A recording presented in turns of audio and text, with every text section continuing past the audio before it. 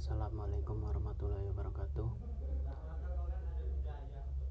Perkenalkan, nama saya Fernanda Agnesio dengan NIM M1A 119003. Di sini saya akan menjelaskan tentang Finite State Machine atau disingkat FSM.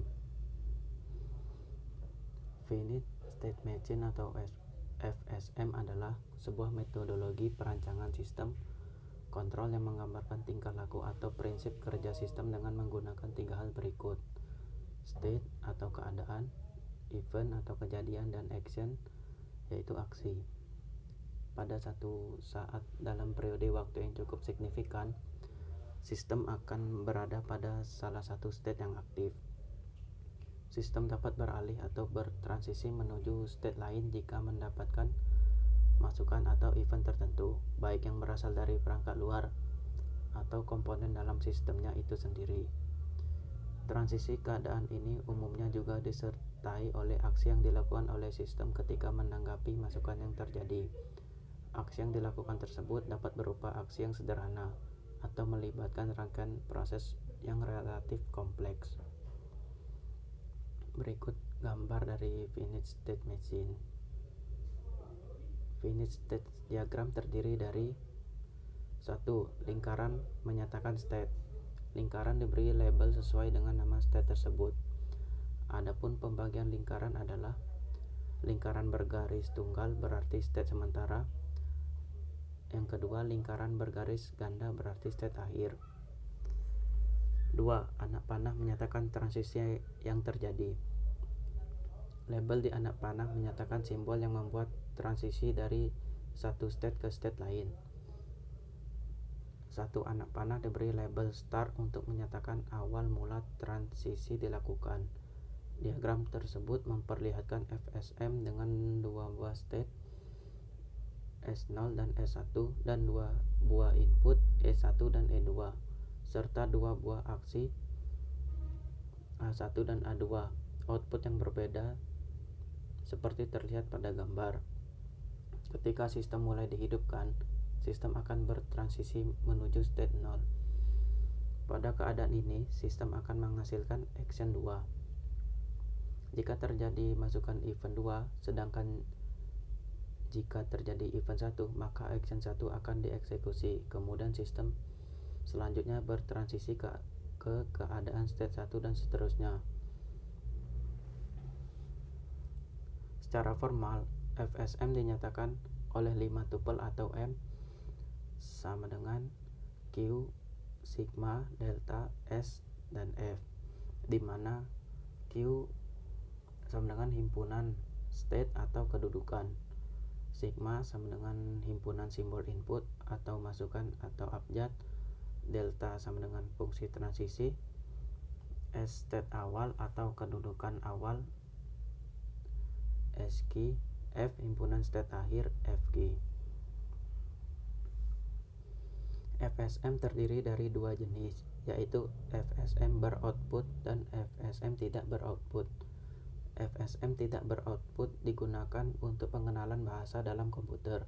Dengan input yang dimasukkan akan diperoleh apakah input tersebut dikenal oleh bahasa komputer atau tidak. Salah satu penggunaan FSM tidak beroutput adalah program compiler, yaitu program untuk memeriksa apakah perintah yang digunakan pengguna benar atau salah.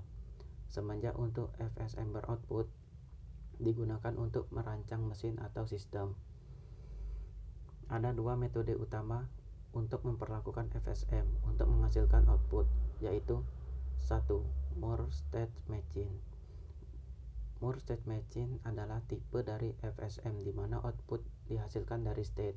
Pada gambar di atas mencontohkan di mana state mendefinisikan apa yang harus dilakukan.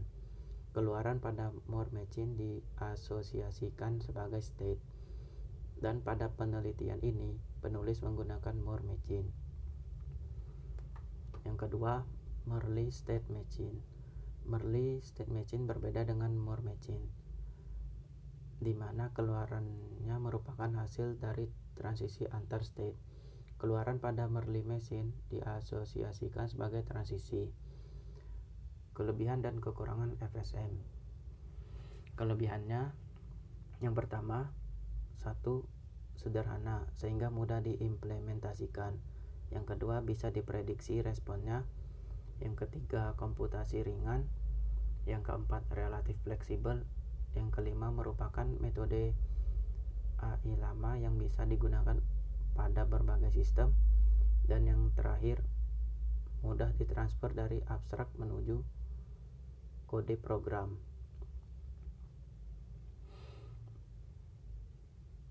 B. Kekurangan. Kekurangannya yaitu yang pertama, karena sifatnya bisa diprediksi, maka implementasi pada game kurang disukai.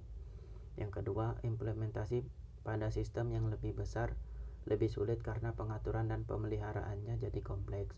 Yang ketiga, sebaiknya hanya digunakan pada sistem di mana sifat sistem bisa didekomposisi menjadi state.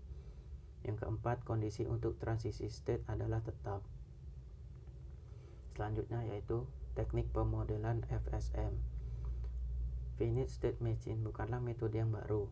FSM sudah lama ada dan konsep dekomposisi biasanya sudah dipahami dan sering digunakan oleh orang-orang yang memiliki pengalaman dalam membuat program komputer atau desain program komputer. Ada beberapa teknik pemodelan abstrak yang bisa digunakan untuk membantu definisi atau pemahaman dan desain dari FSM. Mayoritas teknik ini berasal dari disiplin ilmu desain atau matematika. 1. Diagram transisi state juga dikenal sebagai diagram gelembung atau bubble diagram, menunjukkan relasi antar state dengan input yang menyebabkan transisi state. Yang kedua, diagram pengambilan keputusan state aksi. Diagram alir sederhana dengan tambahan gelembung yang menunjukkan penungguan terhadap input. Yang ketiga, diagram grafik state, salah satu bentuk dari notasi UML yang berfungsi untuk menunjukkan sifat individu dari objek sebagai nomor state dan transisi dari state tersebut. Yang keempat, analisa hierarki perintah meskipun tidak seperti state. Ini merupakan teknik dekomposisi perintah yang melihat dari sudut pandang bagaimana caranya perintah dibagi jadi subperintah dan urut sesuai urutan kejadian.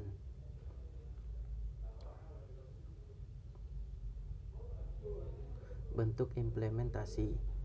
Ada beberapa bentuk FSM, diantaranya yang pertama, naive approach, menggunakan conditional statement atau if else atau switch case tanpa memecah objek menjadi objek dua kali yang lebih kecil sesuai state-nya.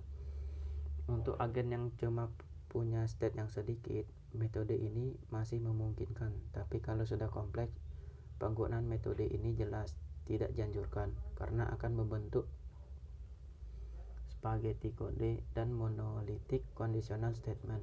Selain itu, juga tidak scalable, tidak fleksibel, dan proses debugging menjadi lebih rumit.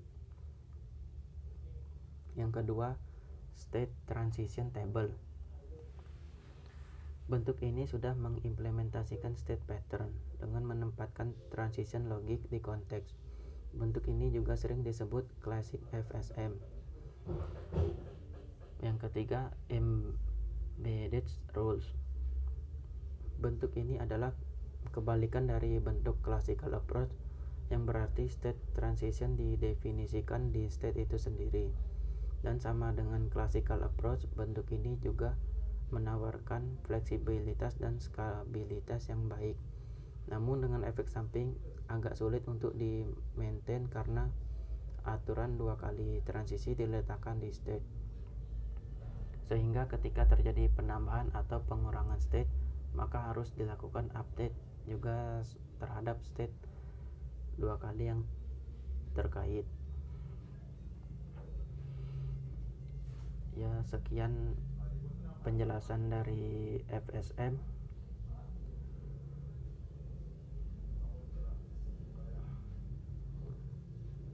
Saya